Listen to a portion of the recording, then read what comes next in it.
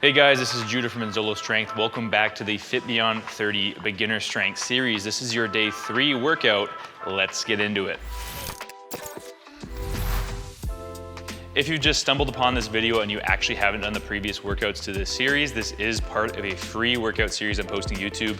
You can watch the intro to that here, and it's gonna tell you everything you need to know about how to utilize this workout series for your own progress and your own strength gains. And just 2 other short reminders, if you haven't warmed up yet, please go check out the full dynamic warm-up video. This is gonna help prep your body for the workout at hand, improve your mobility, make sure that we're not gonna injure ourselves, and I highly recommend that you do warm up before doing any weightlifting. Secondly, if you're struggling to read the workout in the description below and that's what you're going off of for this workout, go back to the first workout video, which I can also card up here, and that is where I break down how to read the actual workouts in the description. I talk about things like rep ranges and RPE, etc. So if you're struggling with that, just go back to those videos, check it out, and then come back to this video so you can do your workout. But if you're ready to rock, let's get into it. So we're gonna be starting off with a simple activation superset, and you guys may recognize this one from day 1 of the workout series actually, and it's going to be banded side steps and bear crawl shoulder taps back to back. And we'll have day 1 Judah take it away. So we're gonna start with a simple activation superset of banded side steps and bear crawl shoulder taps. Banded side steps, we are going to assume a athletic position, so a slight break in the hips with the band slightly above our knee. If you wanna make it harder, you can actually go down towards the ankle, and that will increase how difficult this movement actually is.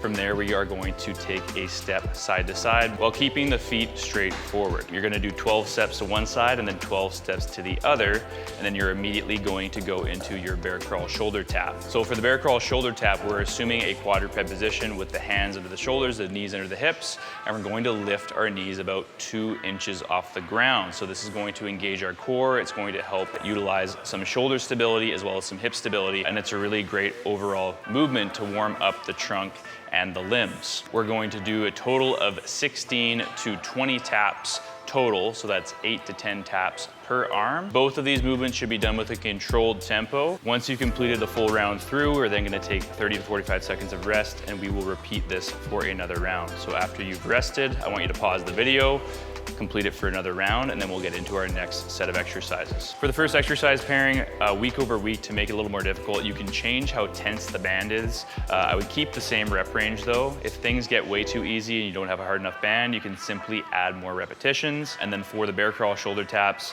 basically you can just keep that same rep range throughout the entire program. You could add additional reps if it got too easy. And we're back. So now we're moving into 3 rounds of a dumbbell glute bridge, and this is a fantastic exercise to strengthen your glutes as well as your hamstrings.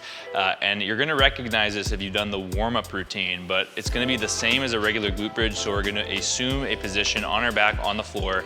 I like to line up basically my middle finger touching my heels for the distance between my butt and my heels, and then I have about a hip width stance with my feet.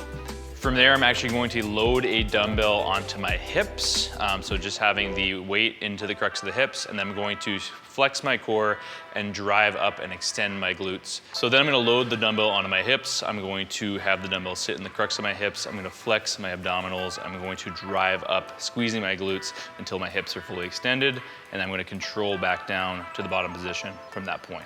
We're gonna be doing 8 to 10 reps of this exercise with a 2-second down, 1 second up, 1 second hold tempo, and using a moderate to heavy load. We'll take 60 to 90 seconds rest between each set. You can pause the video here while you complete your other 2 sets, and then we'll get back into the next exercise. If you're coming back in week 2, 3, or 4, you can simply add a heavier dumbbell to your hips in order to progress this exercise. That's gonna be the best way to progress this moving forward. All right, awesome. Now we're gonna move on to 3 rounds of a seated row. This is a awesome horizontal back exercise.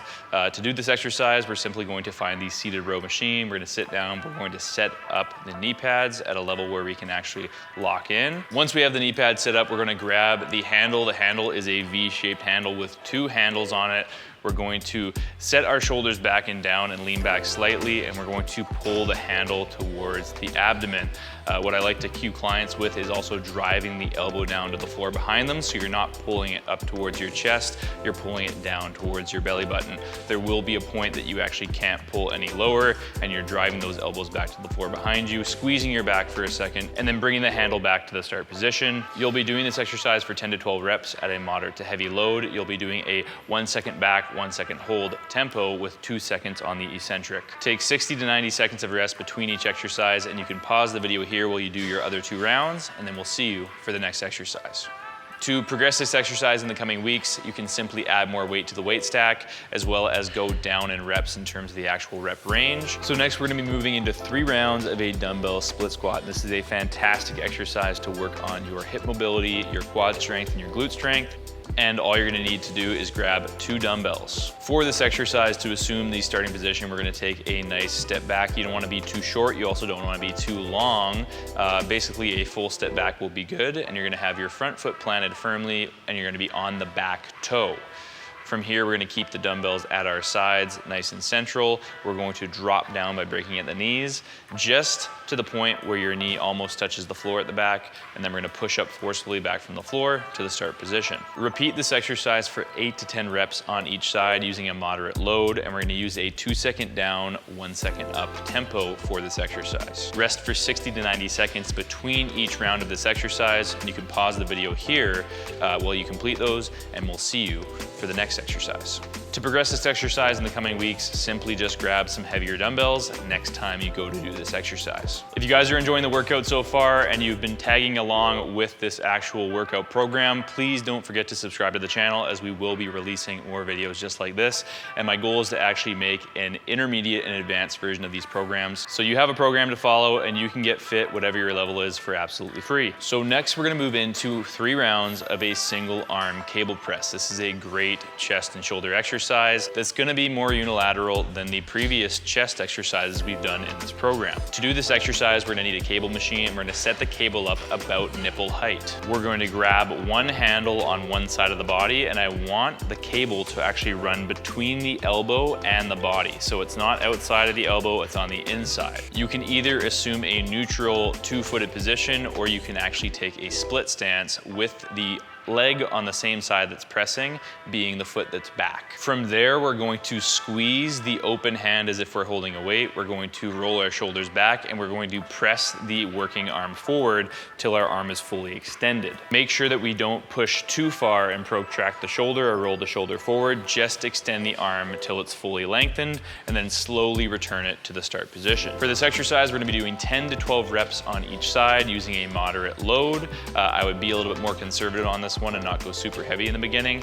And then we're gonna be using a 2 seconds on the way back, 1 second out tempo when performing this exercise. We're gonna be taking 60 to 90 seconds rest between each round of this exercise. You guys can pause the video here while you do those additional rounds, and then come back when you're ready for the next exercise. To progress this movement, simply just move the pin up the weight stack to a heavier weight week over week. And that's all you really need to do. All right, you guys made it to the final exercise of this workout. We're moving into 3 rounds of what's called a suitcase carry. And now this is gonna be very similar to the farmer's carry that you did in day 1 of this program, but now we're just holding a weight on one side of the body, which is going to challenge your obliques a little bit more, so the side of your abdominals. To perform this exercise, we simply grab a kettlebell or a dumbbell. We hold it at the side of our body. And I always say, if you had a can of paint and you didn't wanna spill any of it, you're kind of holding it slightly out away from the body and not allowing your body to tilt towards the side that the weight is on. So we're trying to maintain a nice neutral position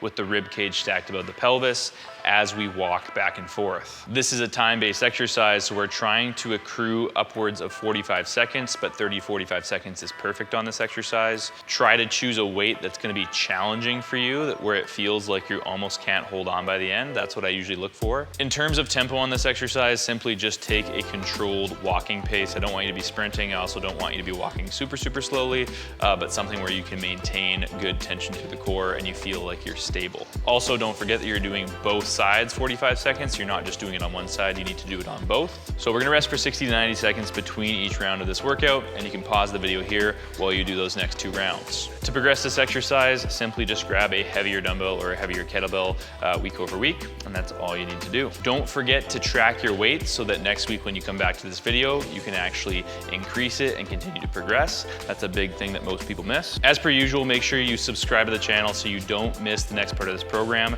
and make sure if you have any questions about the program that you do leave a comment below. I do answer every single comment, and like the video if you like the video. We appreciate each and every one of you guys, and we will see you in the day 4 workout video.